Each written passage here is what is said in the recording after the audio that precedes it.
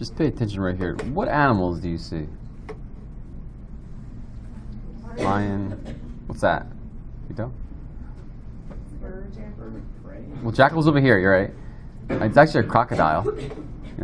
Different birds of prey, pelicans, pumas, hawks. These are all the animals you find in Egypt. When we talk about the afterlife, specifically what happens to the dead, the jackal is very, very important. The jackal was believed in Egyptian mythology. They live in the graves, right?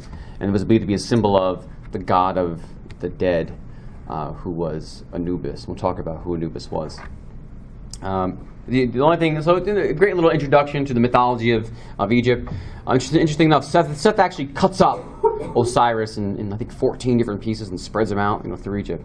Right, Brian? Yep. And there's this whole strange ordeal of her trying to find his most important part, which is what? And what? Yeah, you're right. You got it. You dirty man. Now, his penis, right? She wants to find his penis. Center of fertility. It's true. Look it up. So for our purposes, Osiris, he's the first pharaoh, the first king of Egypt. But he's also the person. When we talk about the funeral cults, funerary rites, he's the guy. He's your number one concern. He's the guy you want to make happy, right? You screw things up with Osiris, you're done. You could be annihilated. You can get that second death. But as I mentioned, in the underworld, so Osiris is king, but then there's the person that really or the god that does all the work. Osiris kind of sits back. He's the leader. The person that you actually meet, you interact with, is this god right here, named Anubis. And there's again, ancient religions, we don't know for sure who he was, and frankly, there's so many different traditions within this religion on who Anubis was. Some say he's a son of Osiris, others say he was ruler of the underworld, and then when Osiris descended, knowing he was a great god, he bowed down to him and let him take over. Anubis, very, very important for two reasons. Number one, the opening of the mouth ritual, and number two, the weighing of the heart. It's also known as protector of the tomb and your guardian, right? The heart in Egypt is very, very important. I'm going to give you an idea. And so some suggest that this is where we get our, like Valentine's Day is coming up, right? My son, he's in preschool, and they're making little hearts, right? Where does that come from? Kelly, if I said to you, I love you with all my heart, okay? What does that mean? You should feel a little awkward because you don't matter. You get that, okay. If you said initially, what am I saying to you? Am I saying my organ belongs to you, I'm going to rip it out of my chest and give it to you? You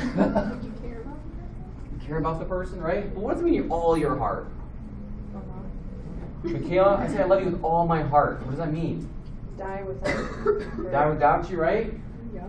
I'm giving up it means my heart's my personal center. I'm dedicating it to you in terms of my thoughts, works, and needs, right?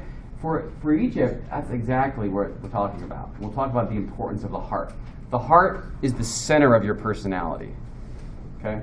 And actually, it's kind of like the residual effect of how you lived your life. So if you've been a bastard, your heart will show that you've not been a good person. If you've been a good person, your heart will show that you've been a good person. So let's get to, I'll end with Anubis. So why is Anubis important? We talked about the opening mouth ritual. So when you die in the Egyptian religion, death is a complicated process. The first is your life force leaves you, which is your ka. Okay, ka. When your ka leaves, however, your personality, your intellect, some would say, also known as your ba, remains trapped in your body. Okay, so your ba needs your ka. Your ba needs your ka. Without your ka, eventually you would dissipate because you have no life. And so immediately afterwards, you have to go through this complicated ceremony we call the opening of the mouth, where it's believed Anubis, this god of the underworld, comes to you and literally breaks open your mouth so that your ba is released. And once your ba is released, you can reunite with your ka. You can gain that life force back, so you can continue to exist. So again, in this religion, so why is all these rituals important? You don't do this ritual. I mean, you're going to piss some people off, right? Because that could be detrimental for your eternity, let alone not looking good in terms of the culture. And we'll just end with this. This is from the History Channel. This is what the opening ceremony may have looked like.